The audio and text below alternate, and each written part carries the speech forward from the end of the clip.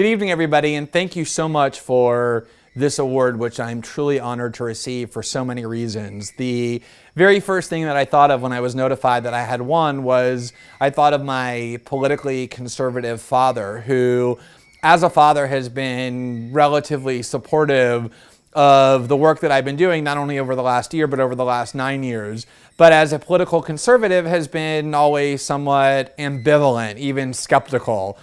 of that work. And I realized instantly that receiving an award named after Hugh Hefner would be the first time that he really felt unqualified enthusiasm about the work that I was doing and would be truly impressed in a way that was free of caveats. So thank you for that. Thank you as well to Laura Murphy for presenting the award, and it really underscores the reason that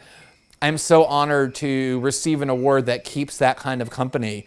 I was asked by an interviewer maybe 3 weeks or a month or so ago what it is that I would do if I stopped political writing or was no longer a journalist. And it was a question that I had never really thought about before because I don't actually intend to stop writing about politics anytime soon. But even though I hadn't thought about it before, I was able instantly to answer that if I weren't a journalist, that I would probably want to be an ACLU lawyer. And that is almost certainly what I would like to do in some alternative reality, because I have such enormous regard and respect for the work of people like Laura and her colleagues who fight for these most basic liberties in the most difficult ways every single day. And it's also a reason why I'm so honored to be mentioned in the company of people like my fellow honoree tonight, Norman Dorson, who, when I was at NYU in 1991, was on the faculty there, and back then was one of the country's most storied civil libertarians whose work and whose life has inspired everybody who works on civil liberties, including me. And then to look at past honorees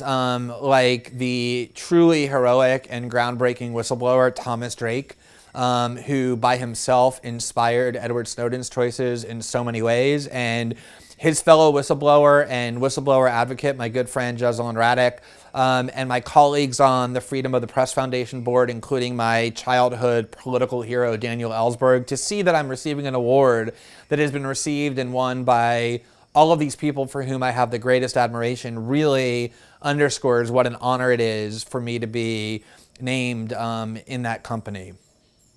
I want to talk about just a couple of brief issues relating to this award. One is about the First Amendment itself. Before I was a journalist, I was a lawyer, and I devoted a lot of my time to defending the First Amendment in ways that weren't always very popular. And I've spent a long time thinking about why the First Amendment is so vital. And I thought about that when I worked on it as a litigator, and I've definitely thought about it a lot over the last year. And I think the reason the First Amendment is so especially critical is because it almost doesn't matter what other political pathologies we are plagued with, extreme inequality or political corruption by the political class or imperial overreach or growing tyranny in our courts or a complicit media. As long as we have the ability to speak out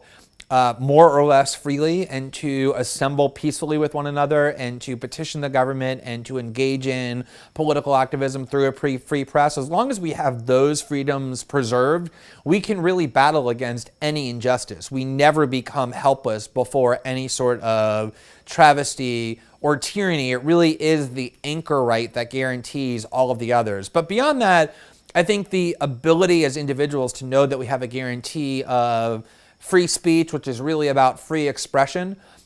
is part of what makes privacy, personal privacy, so vital, which is that as free human beings, we have the ability to explore who it is we want to be and to engage in creativity and dissent and to develop new aspects of personality and human thought, something that becomes impossible if privacy is infringed, and also becomes entirely impossible if we lack free expression, the ability freely to express ourselves without being punished by the state. And so to be recognized as somebody whose work has helped defend that liberty is something that I find truly gratifying. You know, I get asked a lot, what is the most significant revelation of the last 10 months from the documents that Edward Snowden enabled us to report on? And there are a lot of specific revelations that are incredibly important. The overall point about what the NSA is doing, namely creating a system devoted to collecting all forms of human electronic communication, which is another way of saying devoted institutionally to the elimination of privacy in the digital age, is probably the most important overarching point about surveillance. But I would say the more significant point in general is what human beings are able to do when they engage in acts of conscience, driven by almost nothing other than a combination of courage and conviction. One of the most profoundly influential experiences of my life was flying to Hong Kong and meeting someone who I thought would be 70 years old, but turned out to be a 29-year-old kid who looked 23, who had reached this extremely well thought through and definitive choice that he was willing to unravel his entire life and to choose a path where prison for the next 4 or 5 decades or the rest of his life was the by far most probable outcome of what it is that he had decided to do. And he embarked on that path without flinching, without even a moment of doubt or hesitation, and to this day without having expressed a moment of regret or doubt about the rightness of his choice. And I, in that moment, in meeting him and then getting to know him and understanding what he did and why he did it, was really able to see the power of any individual, even one who is relatively obscure and otherwise anonymous and powerless like Edward Snowden was, literally to change the world, to take a path and to undertake a choice that really revolutionized how human beings around the world think about a wide variety of topics of the most profound importance.